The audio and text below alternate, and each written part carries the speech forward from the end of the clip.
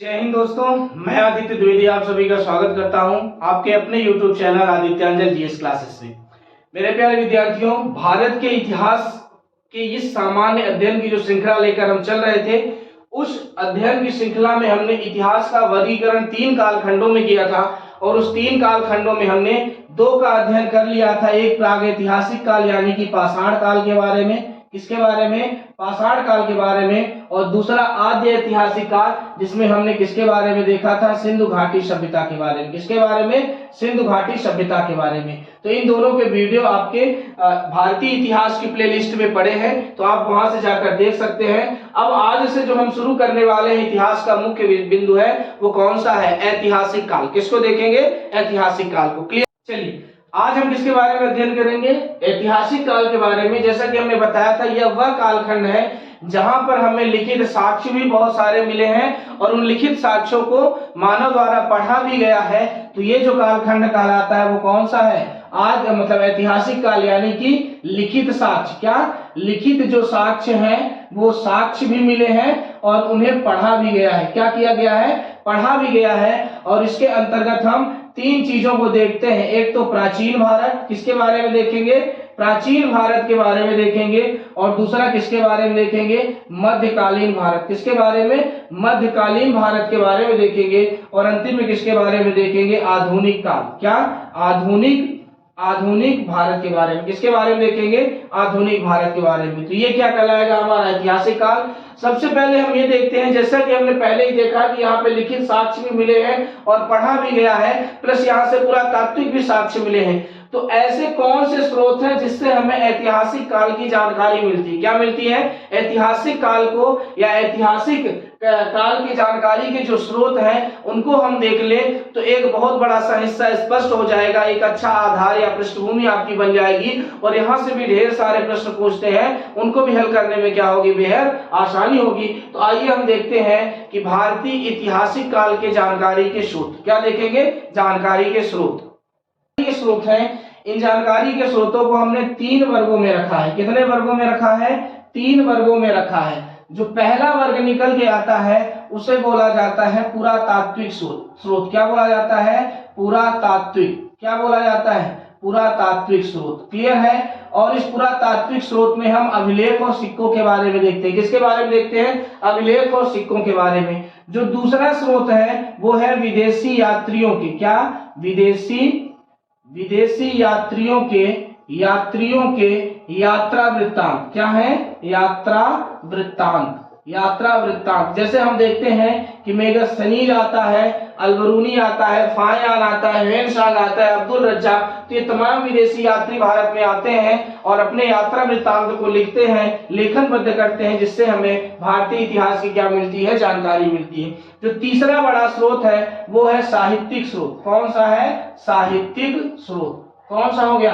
साहित्यिक स्रोत। तो तीसरा, तमाम साहित्यों की क्या होती है? रचना होती है, क्योंकि यहाँ से लेखन जो लिपि है वो ऐसी आ जाती है जिसको वर्तमान मानव या आधुनिक मानव समझने में सक्षम होता है, पढ़ने में सक्षम होता है। तो वो तमाम स्रोत क्या हो जाएंगे? आपके साहित्यिक स्रोत। जैसे हमने कहा पुरातात्विक स्रोत में, तो इसमें हम 2 चीजों का अध्ययन करेंगे।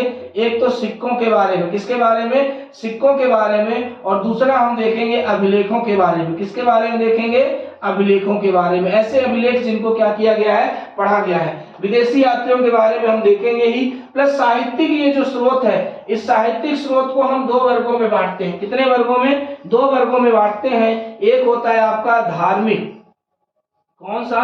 धार्मिक साहित्य। क्या हो जाएगा? एक होगा आपका धार्मिक साहित्य और दूसरे कैसे साहित्य हो जाएंगे? गैर धार्मिक। कौन से हो जाएंगे? गैर धार्मिक साहित्य। कौन से हो जाएंगे? गैर धार्मिक साहित्य। क्लियर है? तो जब साहित्यों का भी वर्गीकरण करते हैं तो कितने प्रकार से? एक तो धार्मिक साहित्य और दूसरा कौन सा हो जाएगा? गैर धार्मिक साहित्य।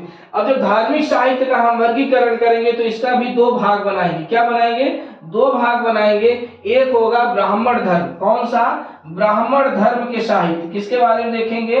ब्राह्मण धर्म के साहित्य। क्लियर है? और जो दूसरा वर्ग देखेंगे वो कौन सा हो जाएगा? वो हो जाएगा आपका गैर ब्राह्मण धर्म साहित्य। कौन सा हो जाएगा? गैर ब्राह्मण धर्म साहित्य। किसके बारे में? गैर ब्राह्मण धर्म साहित्य के बारे में। क्लियर है? तो हमने धार्मिक साहित्यों को दो वर्गों में बांट दिया, एक तो ब्राह्मण धर्म के साहित्य और दूसरा गैर ब्राह्मण धर्म के साहित्य। अभी जो ब्राह्मण धर्म के साहित्य हैं, इन्हीं में हम किसका अध्ययन करेंगे? आपके वेद की। किसकी करेंगे? वेद की। वेद के बाद उपनिषदों की। किसकी? उपनिषदों की। अरण्यक की। किसकी? अरण्यक की। अरण्यक के अलावा क्या हो गए आपके? इसके अलावा वेदांग हो गए। क्या हो गए? वेदांग हो गए। पुराण हो गए। क्या हो गए? पुराण हो गए। पुराण के अलावा जो महाकाव्य हो गए, तो इन सब का अध्ययन हम किसमें करते हैं? ब्राह्मण साहित्य में। लेकिन जब गैर ब्राह्मण साहित्य की बात करते हैं तो दो धर्मों की पुस्तकों को देखते हैं। एक तो कौन सा है? जैन धर्म। कौन सा है? जैन धर्म। और दूसरा कौन सा है आपका? बौद्ध धर्म। कौन सा है? बौद्ध धर्म। क्लियर है? तो इन वर्गों में हमने क्या कर दिया है? आपके जानकारी के स्रोतों का वर्गीकरण कर दिया है। तीन वर्ग हैं। एक तो पुरातात्विक स्रोत है, जिसमें हम सिक्कों के और अभिलेखों का अध्ययन करके इतिहास की जानकारी एकत्रित करते हैं। दूसरा है विदेशी यात्रियों के जो यात्रा वृत्तांत लिखे गए हैं, उनका अध्ययन करके हम भी इतिहास की जानकारी का पता लगाते हैं। और साहित्यिक स्रोत भी हैं, जिनको हमने दो वर्गों में रखा, धार्मिक साहित्य स्रोत और गैर धार्मिक साहित्य स्रोत। धार्मिक को भी दो भागों में बांटा, एक तो ब्राह्मण धर्म के साहित्य जिनमें वेद, उपनिषद, अरण्यक, वेदांग और पुराण महाकाव्य हैं, और गैर ब्राह्मण धर्म साहित्य में कौन से आ जाते हैं आपके? जैन और कौन से आ जाते हैं? बौद्ध धर्म के साहित्य। क्लियर है? तो अभी इन स्रोतों को एक एक करके देखेंगे। सबसे पहले सिक्कों को देखेंगे, फिर अभिलेखों को देखेंगे, फिर विदेशी यात्री कौन कौन से प्रमुख हैं उनके यात्रा वृत्तांत देखेंगे, और गैर धार्मिक साहित्य को देखेंगे, और आपके ये जो धार्मिक साहित्य है इनको भी देखेंगे। क्लियर है? तो आइए सबसे पहले किसके बारे में देखते हैं? पुरातात्विक स्रोतों में सिक्कों के बारे में। किसके बारे में देखेंगे? सिक्कों के बारे में देखेंगे। सिक्कों के बारे में। किसके बारे में? सिक्कों के बारे में। तो ये जो सिक्कों का अध्ययन होता है, क्या होता है? सिक्कों का जो अध्ययन होता है, इस अध्ययन को क्या बोला जाता है? न्यूमिस्मेटिक। क्या बोला जाता है? न्यूमिस्मेटिक। क्या बोला जाता है? न्यूमिस्मेटिक। तो सिक्कों का अध्ययन किस लिए? ऐतिहासिक चीजों को जानने के लिए जब किया जाता है तो उसे क्या बोला जाता है? न्यूमिस्मेटिक। जो सिंधु घाटी सभ्यता थी, कौन सी? सिंधु घाटी सभ्यता। तो सिंधु घाटी सभ्यता में जो सिक्के प्रयोग किए जाते थे उन्हें बोला जाता था टेराकोटा। क्या बोला जाता था? टेराकोटा बोला जाता था। और ये किसके होते थे? मिट्टी के। किसके होते थे? मिट्टी के सिक्के हुआ करते थे। क्लियर? फिर आते हैं हम सिंधु घाटी सभ्यता के बाद आते हैं मौर्य काल में। किसमें आते हैं? मौर्य काल में। तो मौर्य काल में पंचमार्क या आहत सिक्कों को प्रारंभ किया जाता है। कैसे सिक्कों को? पंचमार्क। कैसे सिक्के? पंचमार्क व आहत सिक्कों को क्या किया जाता है? आहत सिक्कों को प्रारंभ किया जाता है। सिक्कों को प्रारंभ किया जाता है, यानी सिक्कों पर क्या करके? निशान लगा के, ठप्पा लगा के एक विशेष आकृति दी जाती थी, ताकि इस चीज का निर्धारण हो सके ये जो आकृति बनी है ये किस कालखंड की है या किस राजवंश से संबंधित है। मौर्य काल के बाद हम आते हैं सातवाहनों के पास। किसके पास आते हैं? सातवाहनों। तो सातवाहनों से किसके? शीशे के सिक्के। किसके सिक्के? शीशे के सिक्के। ये शीशे के सिक्के किसने प्रारंभ किए थे? तो शीशे के जो सिक्के प्रारंभ किए थे ये किसने किए थे? आपके सातवाहनों ने। फिर अगला चीज क्या निकल के आता है? फिर इसके बाद आता है सर्वप्रथम स्वर्ण के सिक्के। किसके सिक्के? स्वर्ण के सिक्के। तो ये जो सर्वप्रथम स्वर्ण के सिक्के हैं ये हिंद यूनानियों ने, किसने? हिंद यूनानियों ने प्रारंभ किया था। तो भारत में सर्वप्रथम स्वर्ण के सिक्के किसने प्रारंभ किया था? हिंद यूनानियों ने। किसने प्रारंभ किया था? हिंद यूनानियों की। लेकिन सर्वाधिक शुद्ध स्वर्ण के सिक्के, क्या? सर्वाधिक शुद्ध। तो सर्वाधिक शुद्ध स्वर्ण के जो सिक्के हैं, ये किसके द्वारा प्रारंभ किए जाते हैं? ये प्रारंभ किए जाते हैं कुषाणों के द्वारा। किसके द्वारा?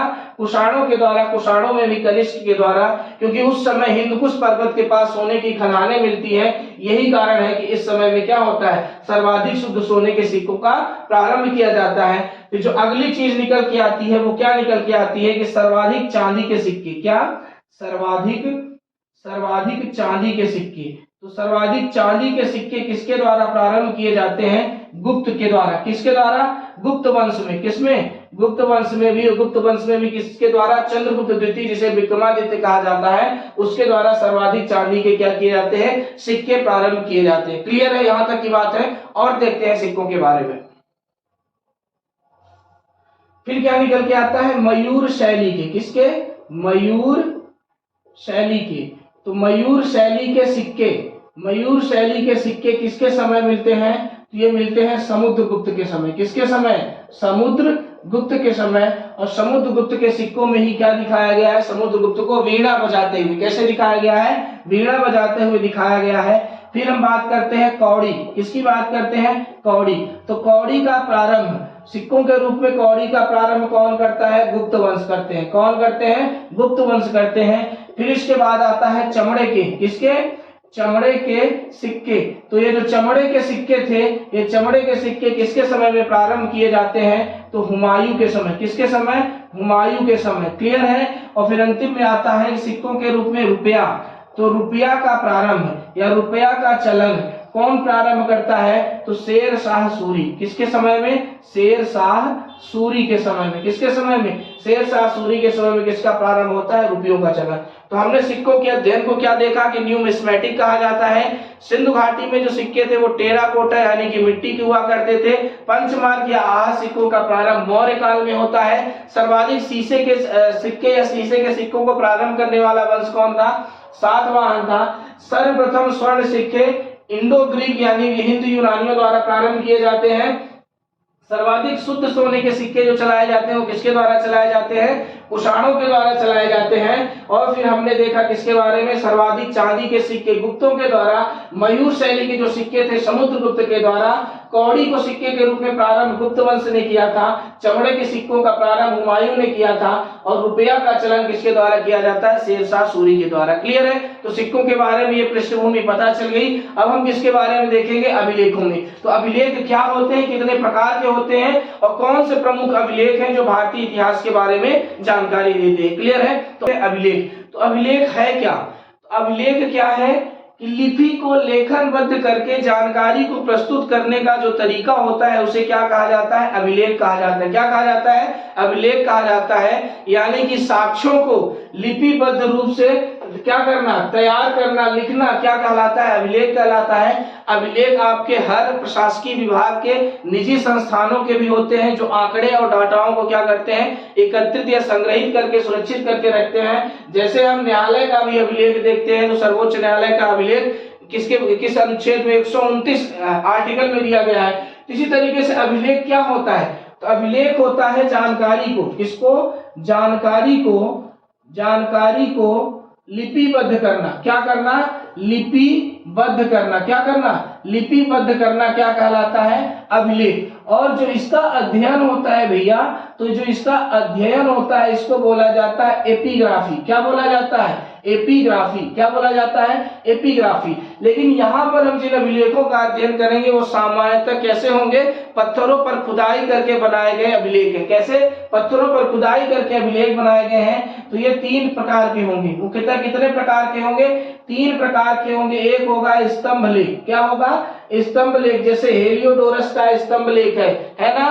फिर एरन अभिलेख जो कि कहाँ है, आपके सागर में। ये सब क्या है, स्तंभ लेख है। फिर हम किसकी बात करते हैं, स्तंभ लेख के बाद आपका आता है शिलालेख। क्या आता है, शिलालेख। तो बड़ी बड़ी चट्टानों पर, पत्थरों पर जो अभिलेख खुदे गए हैं उन्हें क्या बोला जाता है, शिलालेख। और तीसरा प्रकार कौन सा आता है, गुहालेख। कौन सा आता है, गुहालेख। गुहालेख यानी गुफाओं के दीवारों पर जो अभिलेख बनाए गए उनको गुहालेख कहा जाता है। जैसे भीमबेटका, कौन सा हो गया, भीमबेटका, जहां से क्या मिलते हैं, चित्र कला के क्या मिलते हैं, प्रारंभिक साक्ष्य देखने को मिलते हैं। तो अभिलेख क्या है, जानकारी को लिपिबद्ध करने का एक क्या है, तरीका है। और अध्ययन इसका क्या कहलाता है, एपिग्राफी। और कितने प्रकार के होते हैं, स्तंभ लेख, शिलालेख और गुहालेख। अब इसके बाद हम देखेंगे कौन कौन से प्रमुख अभिलेख हैं जहां से हमें इतिहास की क्या मिलती है, जानकारी मिलती है। क्लियर है। इनको सूक्ष्मता तरीके से देखेंगे, बाकी विस्तृत रूप से जब इनके काल में पहुंचेंगे, जब इनका निर्माण कराया गया था तो वहां पे इनको हम विस्तृत और डिटेल से देखने का प्रयास करेंगे। क्लियर है। तो आइए देखते हैं प्रमुख अभिलेख। जो पहली जानकारी निकल के आती है वो ये निकल के आती है कि अभिलेख की व्यवस्था या अभिलेख कला का प्रारंभ, अभिलेख कला का प्रारंभ किसके द्वारा किया जाता था, किया गया, तो वो एक आपका ऐतिहासिक व्यक्ति था, ईरानी था, विदेशी था, जिसका नाम क्या था, डायरस प्रथम। या डायरस प्रथम, क्या कहा जाता है, डायरस प्रथम, या जिसे दारा प्रथम भी कहा जाता है। तो सर्वप्रथम किसने प्रारंभ किया था, डायरस प्रथम ने किया था। और भारत में सबसे पहले कौन भारतीय करता है प्रारंभ, तो अशोक करता है। कौन करता है, अशोक कहलाता है। जो प्राचीन अभिलेख है, क्या, जो प्राचीन अभिलेख है, उस प्राचीन अभिलेख को क्या कहा जाता है, बोगज कोई अभिलेख। कौन सा, बोगज कोई अभिलेख। कौन सा, बोगज कोई अभिलेख। और ये बोगज कोई अभिलेख प्रारंभिक अभिलेख माना जाता है, जो कि तुर्की में है। कहाँ है, तुर्की में। तुर्की को क्या बोला जाता है, एशिया माइनर भी बोला जाता है, एशिया सीमांत भी बोला जाता है। तो सबसे प्राचीन अभिलेख के रूप में कौन निकल के आता है, बोगज कोई अभिलेख, जो कि कहाँ है, तुर्की में। कहाँ है, तुर्की में। अब जब भारत में आते हैं तो सर्वप्रथम कौन सा आता है आपका, तो कौन सा, हाथी गुम्फा अभिलेख। कौन सा आता है, हाथी गुम्फा। तो जो हाथी गुम्फा अभिलेख है, ये अभिलेख कहाँ है, ये अभिलेख आपके कलिंग उड़ीसा में है। कहाँ है, कलिंग उड़ीसा में है। और इसको किसने खुदवाया था, तो खारवेल ने। किसने खुदवाया था, खारवेल ने। तो ये जो आपका हाथी गुम्फा अभिलेख है, इसको किसने बनवाया था, खारवेल ने। क्लियर है। फिर हम देखते हैं किसके बारे में, फिर हम देखते हैं जूनागढ़। किसके बारे में देखते हैं, जूनागढ़ अभिलेख। कौन सा अभिलेख, जूनागढ़ अभिलेख। क्लियर है। ये जो जूनागढ़ अभिलेख है, ये आपका कहाँ है, ये गुजरात में है। कहाँ है, गुजरात में है। और इसको किसने बनवाया था, रुद्रदामन ने। किसने बनवाया था, रुद्रदामन ने। और इसी रुद्रदामन, यहाँ पे किसके बारे में बताया जाता है कि सुदर्शन झील है, जिसका निर्माण किसने करवाया था, चंद्रगुप्त मौर्य ने करवाया था। और जिसका जीर्णोद्धार किसने करवाया था, जिसका जीर्णोद्धार करवाया था रुद्रदामन ने। और ये जो अभिलेख है, ये कैसा है, संस्कृत में लिखित प्रथम अभिलेख है। किसमें, संस्कृत में लिखित प्रथम अभिलेख भारत का कौन सा है, वो जूनागढ़। कौन सा आता है, फिर आता है एहोल अभिलेख। कौन सा आता है, एहोल। कौन सा अभिलेख आता है, एहोल अभिलेख। कौन सा आएगा, एहोल अभिलेख। तो एहोल अभिलेख कहाँ है आपका, ये कर्नाटक में है। कहाँ है, कर्नाटक में है। और ये किससे संबंधित है, तो पुलकेशिन द्वितीय, पुलकेशिन द्वितीय से संबंधित है, जिसे पुलकेशिन द्वितीय के दरबारी रवि कीर्त ने लिखा था। किसने लिखा था, रवि कीर्ति ने लिखा था। और यहीं पर बताया गया है कि हर्षवर्धन को पुलकेशिन द्वितीय नर्मदा नदी के तट पर क्या करता है, पराजित करता है। क्लियर है। एहोल के बाद जो निकल के आता है वो कौन सा है, प्रयाग प्रशस्ति। कौन सा है, प्रयाग प्रशस्ति अभिलेख। कौन सा है, प्रयाग प्रशस्ति अभिलेख है। और ये अभिलेख कहाँ है, प्रयाग में। कहाँ है, प्रयाग में। किसने लिखा था, हरिशेन ने। किसने लिखा था, हरिशेन ने। और ये किस राजा के कार्यकाल से संबंधित है, तो समुद्रगुप्त से। किसके, समुद्रगुप्त के बारे में जानकारी देता है। कौन सा अभिलेख है आपका, प्रयाग प्रशस्ति। तो किस किस के बारे में देखा, इस कला का प्रारंभ डायरस प्रथम या दारा प्रथम करता है। प्राचीन जो अभिलेख निकल के आता है, बोगज कोई अभिलेख है, जिसे तुर्की में या एशिया माइनर में स्थित है। हाथी गुम्फा अभिलेख ये कलिंग में है, खारवेल ने बनाया था। फिर ये जो जूनागढ़ अभिलेख है, ये गुजरात में रुद्रदामन ने बनवाया था। संस्कृत में लिखित प्रथम अभिलेख है। और यहीं से सुदर्शन झील के बारे में जानकारी मिलती है। एहोल अभिलेख ये कर्नाटक में है। पुलकेशिन द्वितीय के बारे में जानकारी मिलती है, और किसने लिखा था, रवि कीर्ति ने। और प्रयाग प्रशस्ति अभिलेख ये कहाँ है, प्रयाग में है, जिसे हरिशेन ने लिखा था। और इससे किसके बारे में जानकारी मिलती है, समुद्रगुप्त के बारे में। किसके बारे में, समुद्रगुप्त के बारे में। अब आगे के अन्य अभिलेखों को देखते हैं। अभिलेख हो जाएगा, एक तो होगा गुर्जरा। कौन सा होगा, गुर्जरा। और दूसरा कौन सा हो जाएगा, मास्की। कौन सा, मास्की। तो गुर्जरा अभिलेख दतिया मध्य प्रदेश में है। कहाँ है, दतिया मध्य प्रदेश में। मास्की कहाँ है, कर्नाटक में। कहाँ है, कर्नाटक में। और इन दोनों से क्या मिलता है, इन्हीं दोनों अभिलेखों से। क्योंकि अशोक को पहले किस नाम से जाना जाता था, अभिलेख में देखते थे तो देव नाम प्रियदर्शी कहा जाता था। क्या कहा जाता था, देव नाम प्रियदर्शी कहा जाता। कहीं भी उसका नाम अशोक नहीं मिलता है। तो सर्वप्रथम इसका अशोक का नाम, अशोक जहां पे लिखा गया अशोक देव नाम प्रियदर्शी, यानी अशोक शब्द का पहली बार इसके नाम में उल्लेख कहाँ मिलता है, गुर्जरा और मास्की अभिलेख से। तो यहाँ से किस चीज की जानकारी मिलती है, अशोक का नाम। क्या, अशोक का नाम क्या मिलता है, अशोक मिलता है। क्या मिलता है, अशोक मिलता है। क्लियर हो गया। फिर हम किसके बारे में बात करते हैं, फिर हम देखते हैं कौन सा हो जाएगा आपका, भाब्रू। कौन सा, भाब्रू अभिलेख। भाब्रू अभिलेख। और ये जो भाब्रू अभिलेख है ये कहाँ है, ये भाब्रू अभिलेख आपके राजस्थान में है। कहाँ है, राजस्थान में है। और यहाँ से क्या मिलती है, अशोक को मौर्य का सम्राट बना बताया गया है। अशोक को सम्राट बताया गया है। क्या बताया गया है, सम्राट बताया गया है। किस अभिलेख में, भाब्रू अभिलेख में। फिर कौन सा आता है आपका, हेलियोडोरस। क्या, हेलियोडोरस। हेलियोडोरस या इसी को क्या बोला जाता है, गरुड़ स्तंभ। क्या बोला जाता है, गरुड़ स्तंभ। या इसी को क्या बोला जाता है, बेसनगर अभिलेख। क्या बोला जाता है, बेसनगर अभिलेख। और ये बेसनगर अभिलेख ये इसी तीनों इसी के नाम है। निर्माण इसका हेलियोडोरस ने करवाया था और ये है कहाँ, तो विदिशा में। कहाँ है, विदिशा में है। और ये किसके बारे में जानकारी देता है, भागवत धर्म से संबंधित है। किससे, भागवत धर्म से संबंधित है, जिसमें बताया गया है कि हेलियोडोरस क्या करता है, भागवत धर्म को स्वीकार कर लेता है। क्लियर है। फिर दूसरा कौन सा है, तीसरा है, फिर अगला है एरण अभिलेख। कौन सा है, एरण अभिलेख। और ये जो एरण अभिलेख है भैया, ये कहाँ है, ये सागर में है। कहाँ है, सागर में, बीना नदी के किनारे। और ये कैसा अभिलेख है, सती प्रथा का प्रथम साक्ष्य बताने वाला। क्या, सती प्रथा का प्रथम साक्ष्य। तो सती प्रथा का प्रथम साक्ष्य कहाँ से मिलता है, एरण अभिलेख से, जिसमें बताया गया है कि भानुगुप्त जो कहाँ का शासक था, गुप्त वंश का शासक था, उसका सैन्य हुआ करता था, सैनिक, जिसका नाम क्या था, गोपराज। और गोपराज की मृत्यु के बाद उसकी जो पत्नी है वो क्या करती है, सती हो जाती है। और इसके बारे में साक्ष्य कहाँ से मिलता है, इसी एरण अभिलेख से। क्लियर है। तो ये अभिलेख प्रमुख थे। तो इन तमाम अभिलेखों से भी हमने देख लिया कि इतिहास के बारे में हमें क्या मिलती है, जानकारी मिलती है। अब हम देखते हैं विदेशी यात्रियों के यात्रा वृत्तांत। क्या देखेंगे, विदेशी यात्रियों के। अब जब हम यात्रा वृत्तांत की चर्चा करते हैं तो पहला विदेशी कौन आता है, जिसका नाम है मेगस्थनीज। कौन सा है, मेगस्थनीज है। और ये जो मेगस्थनीज है, इसने एक पुस्तक लिखी थी जिसका नाम था इंडिका। क्या पुस्तक का नाम था, इंडिका। और ये चंद्रगुप्त मौर्य के दरबार में आया था, सेल्यूकस निकेटर का राजदूत था। तो इससे किसके बारे में, मौर्य काल के बारे में, किसके बारे में, मौर्य काल के बारे में क्या मिलती है, जानकारी। क्या मिलती है, जानकारी। क्लियर हो गया।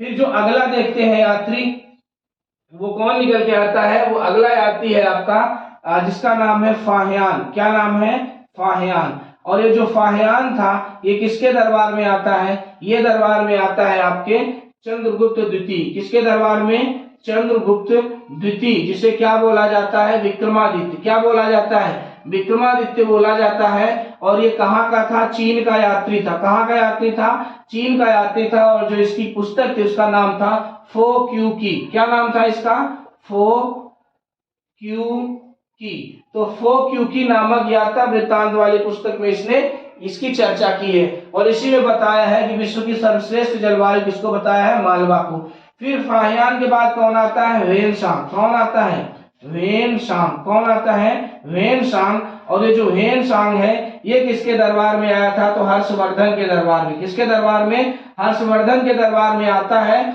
और ये भी कहाँ का यात्री था, चीन का। कहाँ का था, चीन का। और जो इसकी रचना थी उसका नाम था सी यू की। क्या नाम था, सी यू की। तो इसका जो यात्रा वृत्तांत वाली जो रचना थी उसका नाम क्या था, सी यू की। तो किसके बारे में देखा, मेगस्थनीज जिसने इंडिका लिखा। और फाहियान के बारे में और ह्वेनसांग के बारे में हमने देख लिया है। फाहियान किसके समय आया था, चंद्रगुप्त द्वितीय विक्रमादित्य चीन का था, फो क्यू की लिखता है। और ह्वेनसांग हर्षवर्धन के समय आया, चीनी यात्री था जिसकी रचना सी यू की है। क्लियर है। और मेगस्थनीज की रचना क्या थी, इंडिका। इसके बाद हम देखते हैं अलबरूनी के बारे में। किसके बारे में, अलबरूनी। ये जो अलबरूनी था ये किसके साथ आया था, महमूद गजनवी। किसके साथ आया था, महमूद गजनवी के साथ भारत आया था, गजनवी के साथ आया था। और इसने कौन सी पुस्तक लिखी थी अलबरूनी ने, तो उसका नाम था किताब उल हिंद। क्या नाम था, किताब उल हिंद। क्या नाम था इसकी पुस्तक का, किताब उल हिंद। जो अगला यात्री आता है उसका नाम क्या था, उसका नाम था इब्न बतूता। क्या नाम था, इब्न बतूता। और ये जो इब्न बतूता था ये किसके दरबार में आता है, मोहम्मद बिन तुगलक के। किसके, मोहम्मद बिन तुगलक के दरबार में आता है। और ये कहाँ का था, मोरक्को का था। कहाँ का था, मोरक्को का था। और इसका जो यात्रा वृत्तांत था उसको क्या बोला जाता है, रेहला। क्या बोला जाता है, रेहला। फिर तीसरा आता है जिसका नाम क्या है, अब्दुल रज्जाक। क्या नाम है, अब्दुल रज्जाक। और ये जो अब्दुल रज्जाक था ये कहाँ का था, फारस का था। कहाँ का था, फारस का था। और फारस का था। और ये किसके दरबार में आया था, ये कृष्णदेवराय के। किसके दरबार में, कृष्णदेवराय। किसके दरबार में आता है, कृष्णदेवराय के दरबार में आता है। और जो इस पुस्तक का नाम था मतला ए साहिन। मतला ए साहिन। क्लियर है। तो ये प्रमुख यात्री थे, विदेशी यात्री जो भारत में आते हैं और अपने यात्रा वृत्तांत को पुस्तकों में लिखते हैं, जिससे भारतीय इतिहास की जानकारी मिलती है। सबसे पहले मेगस्थनीज को देखा, फिर फाहियान को, फिर ह्वेन-सांग को, अल-बरूनी, इब्न बतूता और अब्दुल रज्जाक। ये बढ़ते क्रम में अपने किसी न किसी राजा के कार्यकाल में आते हैं, तो ये भी प्रश्न पूछता है। और इनकी प्रमुख पुस्तक क्या थी, ये भी प्रश्न पूछता है। तो ये तमाम आपके सिर्फ जानकारी के स्रोत नहीं बताए जा रहे हैं, बल्कि यहाँ से वो तथ्य बताए जा रहे हैं जो विगत कई प्रतियोगी परीक्षाओं में यहाँ से प्रश्न बन चुके। तो कहाँ का यात्री था, किसके दरबार में आया था, कौन सी पुस्तक लिखी थी, ये हमने सभी यात्रियों के बारे में देख लिया है। अब हम किसके बारे में देखेंगे, साहित्यिक स्रोत। किसके बारे में देखेंगे, साहित्यिक स्रोत। अभी जो साहित्यिक स्रोत है भैया, इन साहित्यिक स्रोतों को हमने दो वर्गों में बांटा था। कितने वर्गों में, दो वर्गों में बांटा था। ये जो कौन से थे, धार्मिक साहित्य। कौन से थे, धार्मिक साहित्य। तो इन धार्मिक साहित्य को हम यहाँ नहीं पढ़ेंगे। इन धार्मिक साहित्यों में जैसे हमने कहा कि एक ब्राह्मण साहित्य थे, इसमें वेद, वेदांग, उपनिषद, अरण्यक, पुराण और महाकाव्य थे। इन सबको हम कहाँ देखेंगे, वैदिक काल में देखेंगे। जो वैदिक सभ्यता को या आर्य सभ्यता को जब पढ़ेंगे तो वहां पे देखेंगे। फिर जो गैर ब्राह्मण धर्म के साहित्य है, जैसे जैन धर्म के, बौद्ध धर्म के, तो जब जैन धर्म के और बौद्ध धर्म को हम पढ़ेंगे तो वहां पे उनके ग्रंथों को देखेंगे। लेकिन हाँ, जो गैर धार्मिक साहित्य है उनमें से कौन आ जाता है, कौन से हैं, गैर धार्मिक। तो गैर धार्मिक साहित्य, गैर धार्मिक साहित्य। ये जो गैर धार्मिक साहित्य में से कुछ प्रमुख को देख लेते हैं। बाकी प्राचीन इतिहास के जितने संबंधित पुस्तकें हैं प्रमुख और उनके रचनाकार, इनकी एक सूची होगी। जब आप हमारा टेलीग्राम चैनल ज्वाइन करेंगे तो उस टेलीग्राम चैनल पर इस पूरी सूची को एक पेज में लिखकर भेज दिया जाएगा, जिसको आप क्या कर लेना, नोट कर लेना।